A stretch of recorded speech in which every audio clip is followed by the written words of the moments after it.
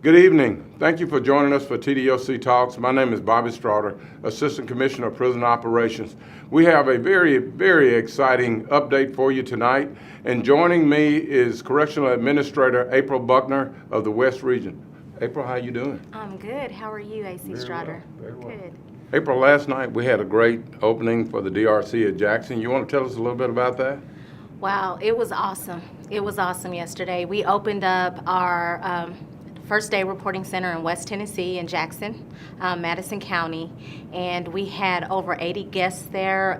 It was just awesome. Our keynote speaker, Judge Morgan, did a fantastic speech along with the other dignitaries, and we're just real excited to have something so new that's coming on board within the state of Tennessee. So yesterday was a great day, and we're looking forward to an awesome day today with our grand opening with the Memphis Day Reporting Center. So it's been an awesome 2 days for us. That was an awesome grand opening in Jackson yesterday. But PSA has implemented strategic initiatives that have increased our corrections options. It's very important that as services are provided in the institution to address criminogenic needs and behavior for the inmates, that when they're released out to the community, that those services carry on to the outside. April will share with us how the DRC will play a big part in that role. Well, first of all, DRC stands for Day Reporting Center. And the DRCs, along with the CRCs, which are Community Resource Centers, were basically birthed from the PSA Act of 2016. As we all are aware, the PSA Act brought in a lot of great strategies for TDOC, one of them being alternatives to incarceration. And again, that's where the DRCs were birthed. We're looking for an option on the outside. The individuals that we will be serving here at the DRCs will be those individuals who have a moderate to high risk substance use issue and may also have a co-occurring mental disorder. And so we have a 3-phase program. We're opening up in 6 locations. We are here in West Tennessee, in Memphis, and Jackson. We'll be opening up very soon in Middle Tennessee with Murfreesboro and Nashville. And then we currently have a DRC that's in Johnson City that has been up and running since 2012. And TDOC was able to take that over July of 2016. And so that is already up and running. And then we'll be having one opening up very soon in Knoxville. C.A. Buckner, tell us what services will be offered. Well, as I said before, in the DRCs, we will have a 3-phase program. That program is a year long, could be longer depending upon the progress of the participants. Again, in the DRC, we will not refer to them as offenders, but as participants. In that programming, in the first phase, it's very intensive. We'll have intensive supervision. They'll be reporting 4 days a week. But the programming that we'll have is substance use treatment, anger management. We'll have our moral recognition therapy, which is MRT. That MRT program will be dealing with the criminogenic behavior, but also that substance use. So providing them with changing their thought process of how they currently think now.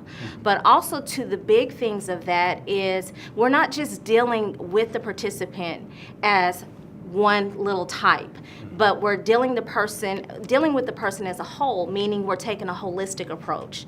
When I say that, not only are we going to be dealing with the substance use and the mental disorders, but we're also going to provide education.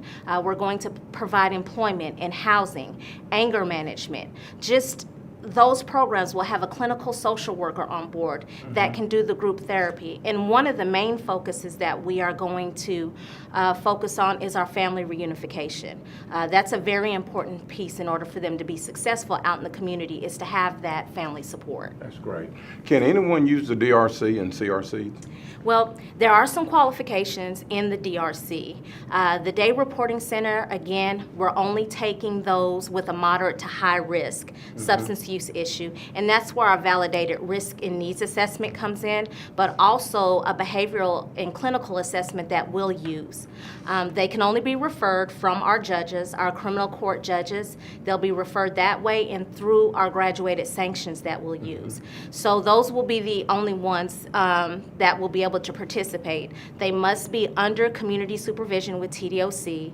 They must have a felony, and at this point in time, we will not be accepting sex offenders. Okay, and why have a DRC and CRC? Wow, that's a great question.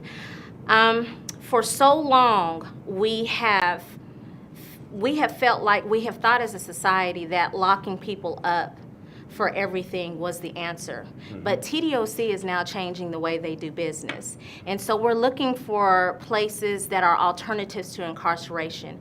A DRC is going to allow our participants to stay outside in the community, to get the resources and the assistance that they need while still integrated with the community, so that we can give them the tools and the coping skills to be able to succeed and be productive citizens. But most of all, not come back into our system again.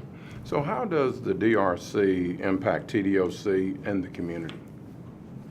How it impacts TDOC is, from your perspective, we don't incarcerate a lot of people, whereas on the outside, it may cost us anywhere from $10 to $12 for community supervision versus $76 within the system.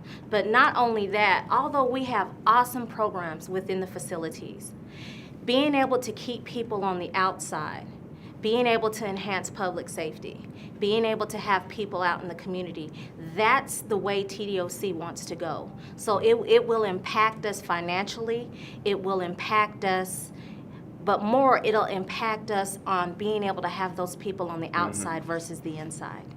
You know, it's very difficult to be a productive citizen when you don't have a job. So how will DRCs help those participants to get jobs?